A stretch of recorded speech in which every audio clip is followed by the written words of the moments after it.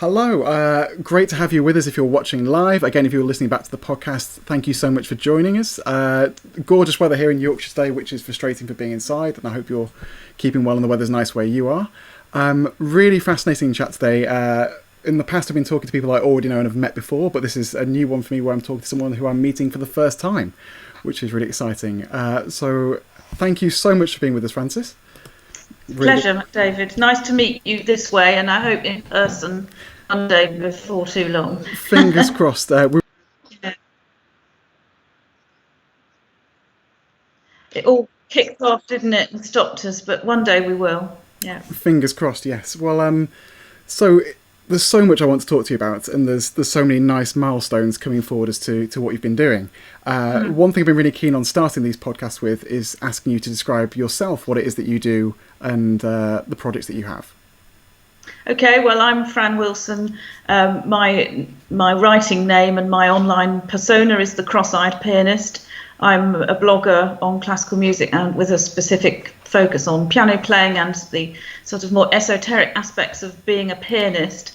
As you said, David, this year is a milestone. My blog celebrates its 10th birthday in July.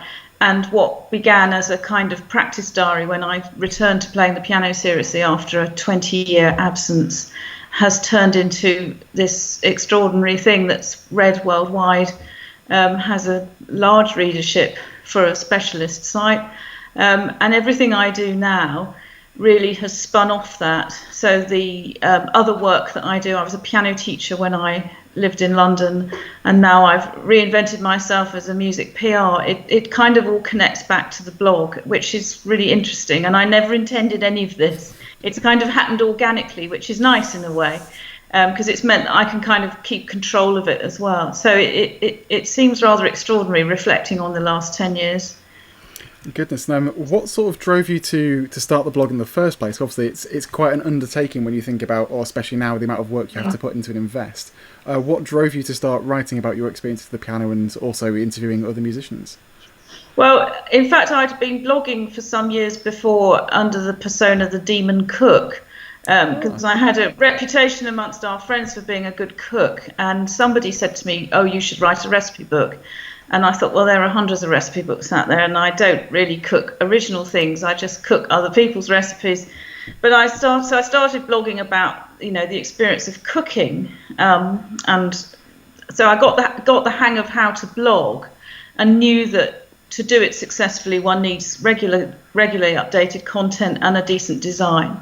But with my Cross-Eyed Pianist site, as I said, I started playing the piano seriously, so I stopped playing almost completely when I left home to go to university when I was nearly 19, and I didn't really touch the piano again for 20 years. Wow. And when I came back to it, with a real passion. I didn't go to music college at 18. I wanted to, but I was discouraged from doing that. So I took a very different path. And I think coming back to it in my late 30s meant that I came back to it with a real seriousness, and realised that actually playing the piano and then writing about playing the piano was what I had wanted to do all along. But I think doing it later on, shall we say, having not been a music student, gave me a different focus. So I started writing about the experience of playing certain repertoire. I wrote about going to concerts, which I had started doing more regularly because my son was a little bit more grown up by then and I could leave him with other people. And actually through that I got contacted by Barktrack, the now very big concert and opera listing site, and was asked to review for them. And that gave me a really good way into writing about music regularly and specifically reviewing. And that when it happened, which was 2011, so it was only 2013. It was only a few years after the blog had started. And at that time, it was what I needed just to, get my would be. So it's certainly fascinating. But as you say, I've been amazed as well at just how supportive people are on social media when you reach out to network or to talk to people. And as you say, in general, our sector is quite good at being supportive. And also when there are disagreements, I think people are generally relatively good at having friendly disagreements within supportive ways and discussing. I think so too, yeah. Very much so. And it's amazing to see just how much things have grown. Obviously, if you haven't seen any of Fran's work online, it's definitely worth checking out. One thing that you've been doing for another milestone is there's a series within your blog called Meet the Artist, which is now, was it this week or last week, was it 8 years old? Yes, this month it's 8 years old, yeah. So again, that was something else that I just didn't expect to take off. But as I said just now, I'm aware that I've always been aware that a blog needs to have regularly updated content. I've come across lots of people who say, oh, I'm going to write a blog, and they write 3 articles and then they find they don't have the time or the inclination to do anything else. And I've always been very conscious of needing to provide more material. And I see the blog as kind of an online magazine, which is regularly updated. So I was thinking, how can I do something a bit different? And I came across a back issue of Vanity Fair at my mother-in-law's house. And in the old days, I don't know if they still do, there was a back page which was an interview with somebody. And it was loosely based on the Proust questionnaire, which was a set of questions that the author Marcel Proust was given at different stages in his life. And I thought that's quite an interesting template. So I devised my own set of questions. And then I just asked a few friends and colleagues to answer them. And so Meet the Artist grew from there. And again, I can't believe that it's still going and it's very popular. It has its own website now because I just couldn't accommodate the interviews on my main site, and I didn't want my main site to become an interview site. So I have 1 interview a week on the Cross-Eyed Pianist, and Meet the Artist is now a separate site, and it's a much broader remit. So I've interviewed jazz musicians, pop musicians, crossover, world musicians, some very interesting people. In fact, what it's revealed is often that those that are kind of on the left, either on the left field of our profession or straddle different genres or are completely outside of our profession, have very interesting and insightful things to say. And I think perhaps the most interesting thing about the series is the amount of fascinating information and insights that musicians offer. And I think one of the reasons why it's popular is that for readers and audience members, it gives some view beyond the notes. So, I mean, audiences have a sort of rather idealized image of musicians, I think, because largely we only see them and encounter them in a formal setting of a concert. So I like to think that the interviews just give a peek behind that to the real life of musicians.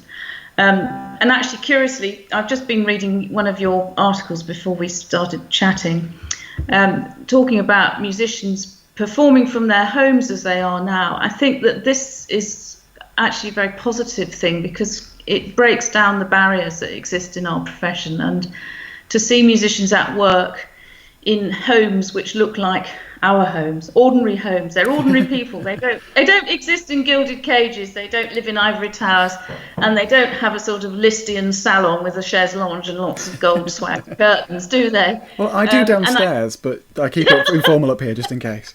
I think that aspect as well, the amount of online material that audiences can access also is helping to dispel the myths about musicians, and specifically classical musicians. Very true, and one thing I'm always fascinated about is about the concert-going setting and environment and experience.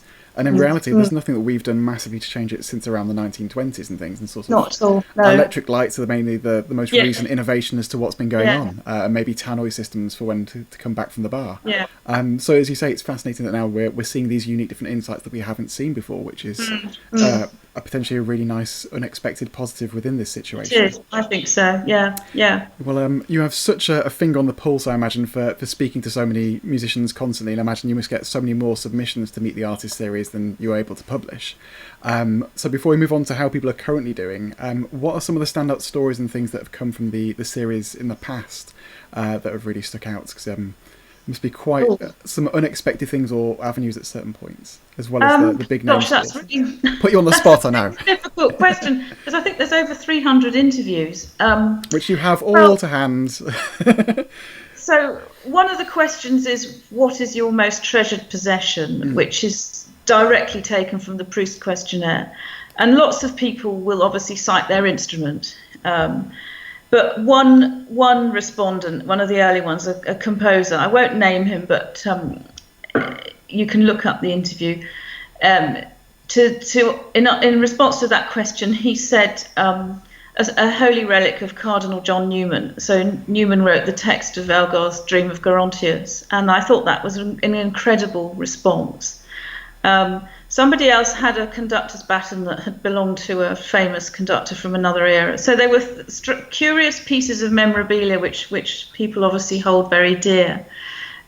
So those things were very interesting. I have to say that often the most incisive insights are coming from younger musicians, who often the ones who are just starting out or are fairly early on in their careers. And while they may display incredible idealism about the profession, they're also very realistic about it. And I find that both refreshing and slightly depressing as well. I mean, but they're aware that it's tough, which I think is healthy, because it is tough, and it's very, very tough now. And it's not going to get much easier, I don't think, in the immediate future. Yeah, I mean, there's just so many responses. I really can't pick out many. Oh, one that did make me laugh, the pianist Ivo Pogorelic, who of course has a reputation for being an incredible maverick in both his playing and perhaps his personality. I think in answer to a question about favourite pieces or something, he's mentioned that he would never ever play Happy Birthday for anybody. I thought that was very sort of, perhaps quite typical of his rather uncompromising personality. But yes. Yeah, I mean, what I find so interesting about the series is that everybody has something of value to say. Every single respondent. I mean, it's rare to find an interview that's boring, because musicians are not boring, and are very articulate often about the difficulties and the pleasures of the musician's life. Very much so. And I think that brings us quite nicely onto the difficulties that musicians and people within the music profession are all having at the moment. From obviously speaking to so many musicians on a regular basis, you must be quite clued into how people are feeling and what challenges they face. Have you seen any difference in the submissions to the Meet the Artist series since this has taken place, or is it still feeding through? I haven't actually, because a lot of the material had been commissioned, and it's often now commissioned by musicians, publicists and PRs. A lot of it had been commissioned before all this kicked off. I've been asked to pull one or two interviews out of the schedule because they were tied to a specific event. So I haven't really had any responses yet that directly relate to this, and I suspect they may come later in the year as things settle again, hopefully, and people are reflecting on this latest, this immediate crisis. But certainly in terms of acquaintances and colleagues, I get the feeling that in the first couple of weeks, people felt incredibly shocked to have their diaries emptied immediately. It was just like a guillotine coming down. And as I said to you, my son is in the hospitality industry. He's a professional chef, and for him it was exactly the same. The parallels are extraordinary, actually. Two professions that had just been stopped in their tracks almost in a matter of moments. So I think that it's taken, I mean, I know from conversations with friends who are professional musicians, it's taken a couple of weeks to really just get over that shock. And of course now they are having to find ways to make a living. So with concerts cancelled, a colleague of mine runs summer schools. They're all suspended. They have to find other ways to work, and the lucky ones can fall back on teaching, but then one has to learn how to teach online if you haven't done that before. So there's a whole nother set of skills and difficulties to be overcome, and I think when one is in a state of shock, as many are at the moment, those things are that much more difficult. And that I also think that a lot of the material that we're seeing pushed out online, broadcast in people's homes and these live streams and things like that, are almost a kind of knee-jerk reaction to what's happened. It's almost like musicians need to reaffirm who they are, and their main way of making that affirmation is by playing. So if they can't be performing on stage in a concert venue doing it from your sitting room or your music studio is the next best thing. And I think there's still a lot of that need to just say, this is who I am and this is what I do, this is my raison d'etre. And I find it, it's upsetting actually to feel that people are in this situation. There's a sense of desperation in some quarters, but I think it's settling as people get used to this new normal, which is where we all are now. It's very, very difficult. Yeah, very much so. And I'm not sure how other musicians found it in the first sort of 1-2 weeks, but I know for me the first week was sort of similar in terms of panic, but also is more frantic energy and trying to fix things and running around. Yeah. Week 2 was then hitting a complete wall of momentum and drive and things, and then having to sort of sit back and take stock. So I think it's going to be one of those things that it's never going to be normal for quite a while, but we'll hopefully get to a point of, say, consistency, or I'm hoping I get to a point of consistency anyway, going forwards, which is certainly interesting. But as you say, it's great to see musicians still feeling the need and compelled drive to perform and to connect musically through whatever medium. I know there's a discussion going on about should we put out music for free, and does that affect people's livelihoods? But if it is this expression of art and things, there's certainly a need for that and a place for it, which I think is very important.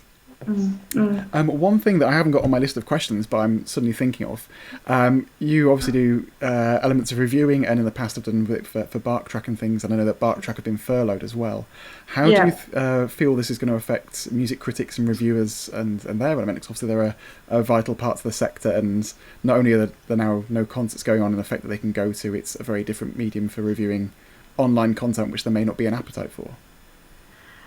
Well, again, it's going to challenge some sort of, old-fashioned or different ways of doing things. I mean, I've never been someone that's enjoyed reviewing CDs, to be honest. I'd much rather be at a live concert, but, if material is sent to me for review, I will consider it.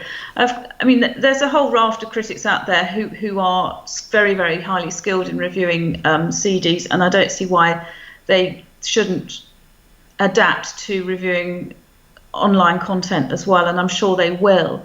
But it's whether there's a market for it and whether people will be paid. You just mentioned it, the amount of free material that troubles me greatly. I don't think that all this material should be free, but it's finding a business model that works. That is a difficulty for many musicians, because they've obviously been used to a different way of working, where they are paid by a promoter or venue or manager. That's kind of another conversation. I don't know. I mean, the reviewing world is constantly in a state of flux. I think I've felt it very strongly because I put my foot into it as somebody who could be perceived as an amateur. I don't have that much formal training as a musician. I mean, I have latterly, when I came back to the piano, I have a degree in English, which I suppose gives me an ability to write an essay. And I've sensed, particularly in the last year, a much greater sense of them and us between the mainstream media and specifically mainstream music journalists and people like me who are independents. And I think it's symptomatic of a wider problem with the mainstream media, that it's under threat. My view is that we all exist in the same ecosystem of music, and therefore we should all be on the same side, which is of the music. I think people will adapt. We're actually very good as human beings at adapting. It's very evident that 3.5 weeks into this lockdown, we seem to have all adapted remarkably well. And I think that musicians and writers, creative people in general, are adaptable. And we'll learn how to apply our particular skill sets in different ways. I hope so, anyway. I'm generally an optimist, I have to admit.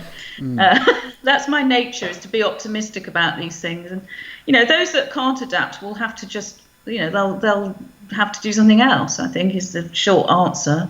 It's I think you've hit the nail on the head really, and that this adaptation is something that's really needed. And I was thinking last week that at some point we were going to need to adapt, and there was no real force to do so until we were just sort of fizzling out in a way in the classical music world. Whereas now all of a sudden we're being thrust online, and one of my hopes is that this could be a good watershed moment that means we catch up with the rest of the world and sport and pop music and other things. That means we've really got to actually try and get our act together. Yeah, I agree. I think there's a massive opportunity, actually, if people were willing to take it. There could be very exciting developments ahead as a result of this. I hope so. Massively. And I can't remember which podcast I was speaking about this, but with classical music being one of the fastest growing genres on streamed music, there is a huge appetite for it online and in digital format.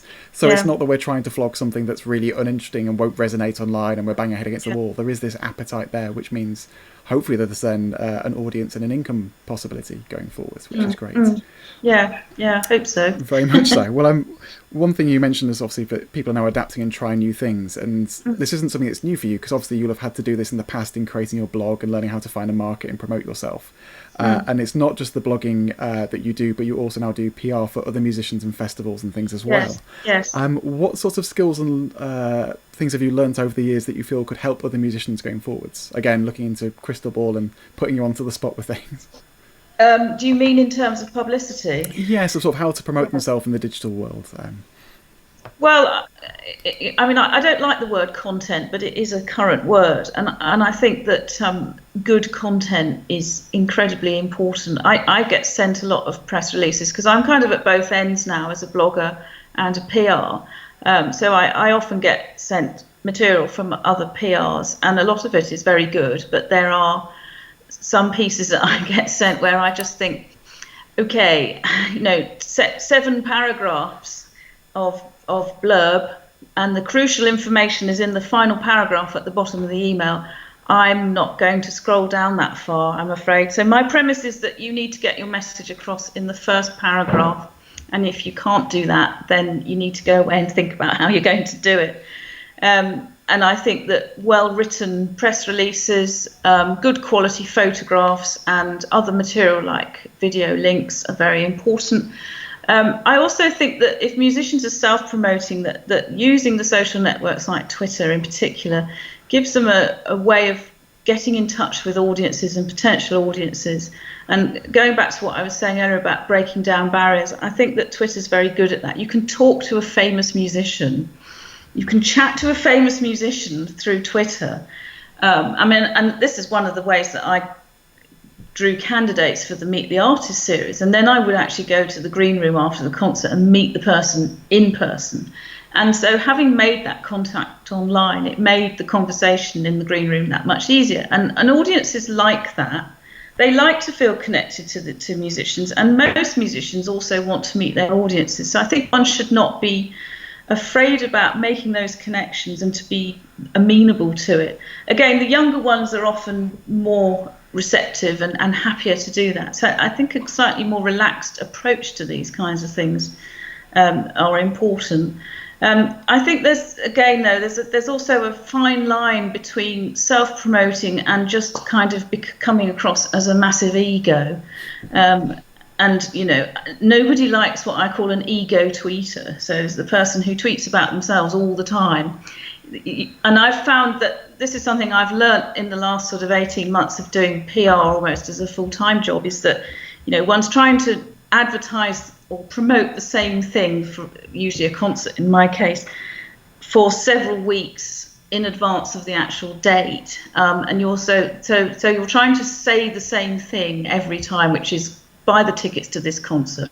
This you must come and see this artist. He's great. Buy the tickets. But you want to be saying it in a different way each time, which is intelligent and attractive and interesting. And that's a skill, I think. You don't want to just be retweeting the same thing every time, because that's frankly boring. And those kinds of things, I'm a great autodidact. I learn by doing it myself. I've always been like this. And so I've been affected by that secondhand, but I've also got other things to do, which is good.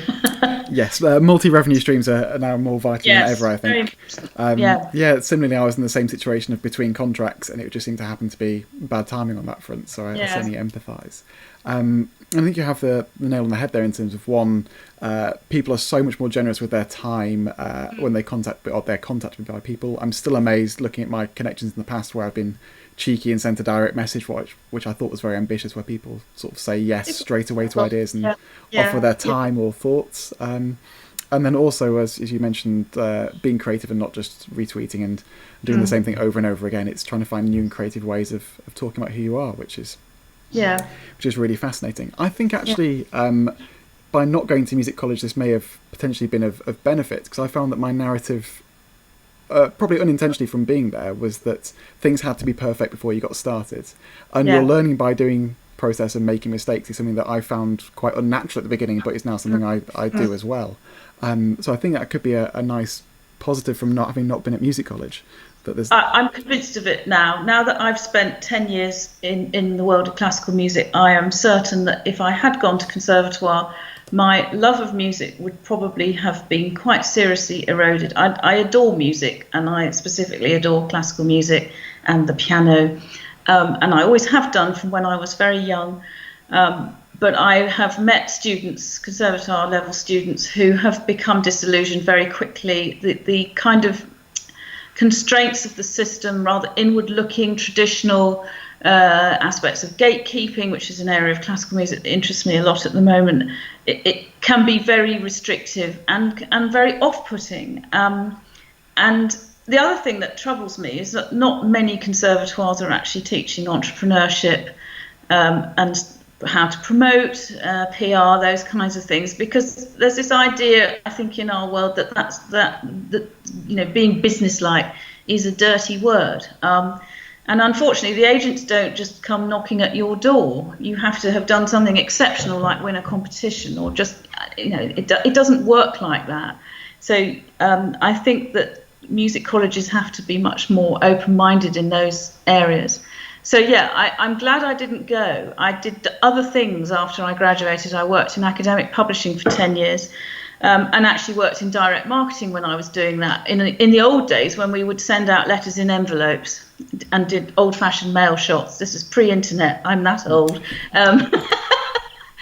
And so I'm of the opinion that one accumulates skills along the road if you're willing to, and that, as I said, that's my nature, and that's how I got to where I am now. It's really interesting you say about sending things out in envelopes. Just before this crisis, I received an invite to a press event, and it came in the most beautiful envelope with the most gorgeous paper inside. And I felt so special. I had a physical, actual paper thing just flipped round from it. I have actually been doing that myself, rather than sending emails. For certain projects I've worked on in the last few months, I've actually sent a personal letter on lovely paper, beautiful concrete envelopes. I think I hope it makes a difference, because it's different. We're getting emails all the time with PDF attachments. It feels different, so there's an argument for going back to a more old-fashioned, slower, perhaps, way of doing this. Just because you might stand out a bit, and that's, in this competitive world, that's what you've got to do. Very much so. Well, carrying on from the theme of standing out in this competitive world, obviously you have, I use the word critical in a positive way, a very critiquing eye for what's good in terms of PR or music and this side of things. And so what has really sort of taken your eye over the last few weeks as things are online that you've really enjoyed or you think are working well in the digital space? Oh, goodness. I have to confess that I haven't actually looked at very much of what's going on in our world. I've felt slightly overwhelmed by it. One thing I have enjoyed is the violinist Fenella Humphreys, who's been doing concerts from her home. I know Fenella a little bit. She did my interview some years ago, and she's also performed in a charity concert that I co-organised. And I liked the fact the other day that she asked people to vote for the programme that she would play. And this relates back to this idea of connections with your audience and engagement and breaking down barriers, and I thought that was a very nice gesture. And there have been one or two other rather sort of quirky things like that, where people have sort of organised a little concert from their home with a very specific theme. I like the singer who's doing his bathrobe recitals in the morning. I can't remember his name. but he plays in his bathrobe at his grand piano and sings. I think that these things all have value. I found it very difficult to listen to classical music over the last few weeks. It reminds me of what we don't have, which is live concerts, and I absolutely adore live concerts. And certainly when I lived in London, I would be out at a concert several times a week, sometimes twice a day. I'd go up to the Wigmore for a lunchtime concert, come home, teach piano for a few hours, and then go back up to the South Bank Centre. And I feel so bereft, actually, of that. It's the experience of being in a concert. I love every aspect of it. I even love the very formal things about concert going. I mean, there are things that I also rail against, but I've always loved the moment that you walk into the concert hall, especially a hall like the Wigmore, which I regard as my kind of spiritual home. Buying a programme, having a drink, meeting friends, sitting in those red velvet seats, the lights going down, all of those things are very, very important. And I think many people that enjoy live music would agree with that. And I feel very bereft of that at the moment. So I must admit that my listening has mostly been my son's playlists, which has a lot of hip hop, the soundtrack to The Inbetweeners, interspersed with some quite unusual surprises, things like the Smiths he seems to like, which I was listening to when I was a student. Golden Brown by the Stranglers came up on one of his playlists the other day, and actually that's been rather nice to be sort of reminded of my teens and my student days through his playlists. So I'm actually broadening my musical horizons a bit at the moment. So is this potentially where you're now going to announce the diversification of the Cross-Eyed Pianist to being a wider music blog into all sorts of genres? No, I don't think so. I don't feel qualified to write about that kind of music, and other people do it far better. But it's interesting. And actually, something came up on one of my son's playlists, which is, I think, a hip hop track, which has a riff borrowed from, I think, from a Verdi opera. And I just said, "Oh, that's from Verdi," and my son goes, "No, it's such and such," and named the rapper or the hip hop artist. And I said, "No, that's directly lifted from a piece of classical music," as if to prove that classical music is indeed everywhere. Yes, it's got to be hidden in. Wonderful. Well, before we wrap up, there's one thing I think would be quite interesting to close on, because you mentioned about gatekeepers being one of the things you're fascinated with in the music world. And I'm intrigued to hear about your thoughts about gatekeepers in general in the sector, but also about... bear me 1 second just for a comment. Alistair Hogarth says you need to get Stormzy on the Meet the Artist series. Well, I would love to have Stormzy in it. Maybe I'll just drop him a tweet. You never know. But yeah, so your thoughts on gatekeepers in general, but also if you feel that now that we're being pushed to being online, if the gatekeepers aren't necessarily there now, we're on different paths.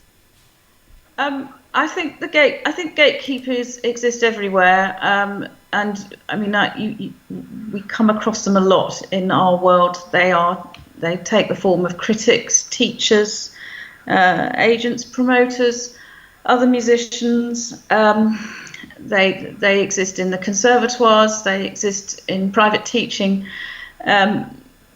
Musicologists, all sorts of people that think they know the right way, for example, to play Bach or Beethoven. And my view, which has developed really since I stopped having formal lessons a few years ago, is that actually we can be a lot freer than that, that this music is not set in stone. The score is not the last word on how we play it. It's actually a roadmap and a jumping off point for a massive exploration and experiment.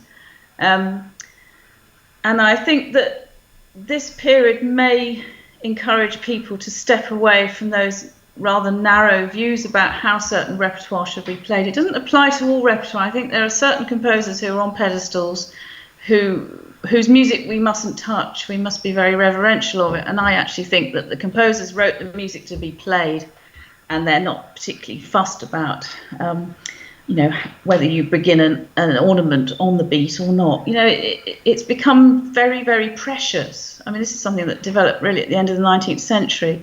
And I think we need to find greater freedom and enjoy the music for its expressive and emotional qualities, because that's what connects it to audiences. So that's really where I'm coming from in terms of gatekeeping. As a teacher, it would trouble me that students came at music with a very sort of preconceived idea of how it should sound, and I rail against the tyranny of the shoulds. We need to free ourselves from that, and to have the confidence to play with our own conviction. The last concert I went to at the Wigmore at the end of February, when this crisis was just beginning to be something we should worry about, and I spent the evening hugging friends and sitting in a packed Wigmore hall, not even considering that we might be at risk. But I went to hear the American pianist Jonathan Biss playing Beethoven, and it was an extraordinary concert. It was absolutely electrifying playing, but it was very personal. And I know from reading some of the reviews of his earlier concerts that a lot of people didn't like it because of that. He was playing Beethoven in the wrong way. Actually, it was some of the most exciting live music I've heard for a long time. And I think that we need more of that. We need to set fire to the music again, and maybe set fire to it, let it fall into a pile of ashes and bring something new out of that. And let the phoenix rise from it. Sorry, I'm sounding a bit pretentious, but I want people to feel free to make their own interpretive decisions. I hear an awful lot of stuff in concert, which is like somebody else's version of that Beethoven sonata or that Chopin nocturne, and try and make it your own. Audiences like that. They really do. Most audiences do. There are very few that want to hear the same thing played at the same time every time. Yes, very true. Well, just before we finally wrap up, because I realised I missed off the one important question I had at the very end. Obviously, it's been 10 years since the start of your blog itself. What plans do you have for the future with it? I won't say for 10 years, because that's quite a big, deep question. But where are you sort of wanting it to go, and what are your plans in the immediate future during this period for the blog?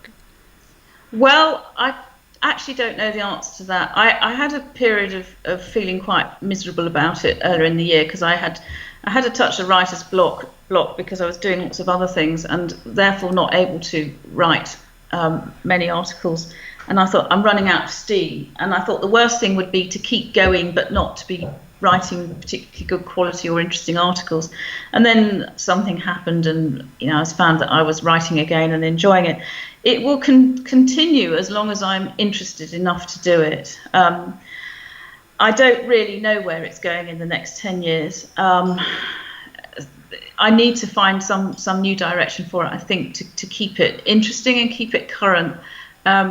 There will be perhaps a period of reflection after where we are now, lessons, and we're released back into some kind of normal way of doing things. I don't know, to be honest. I hope it will continue. Whether it continues for another 5 or 10 years remains to be seen. But meanwhile, I'm very grateful to everybody that's involved in it, all the artists who've done interviews and people who comment and who contact me and create conversations and connections with me. Please keep doing it. Definitely. Well, huge congratulations. As you mentioned very briefly at the beginning, it's actually a lot of effort to start these, and going for the amount of content you've been doing is a colossal achievement, and especially for such a wonderfully long period, which has not only seen you develop through it, but is fantastic longevity. Well, thank you. Thank you. Absolute pleasure, and thank you so much for being here. If people want to find you, your blog on the internet, whereabouts can they find you at the moment? The blog is cross-eyedpianist.com. I'm on Twitter as Cross-Eyed Piano. The blog also has a Facebook page. I'm also on Instagram, which is a bit more random because it's not so much music, it's just general pictures. No, great photos of food. That's the main thing. Oh, well, yes, that's mostly my son's fault. And come drop by and find me somewhere online and come and say hello, or meet me at a concert when we can all get back inside the concert halls. I'm always happy to meet readers. It's a pleasure. Wonderful. Well, thank you very much. You get to laugh at me now because I still haven't quite worked out how to end these recordings / podcasts, and so far they just kind of ramble out into the end. But yes, so if you're watching, thank you so much, and again, listening, if you're listening back, thank you again. If you want to find out about who's next on the blog, check me out on social media, which is usually DavidTaylor_UK. And yeah, I can't quite remember what I was meant to say, but thank you again for being here, and I hope to see you again soon. Thank you. Thank you, David. Bye.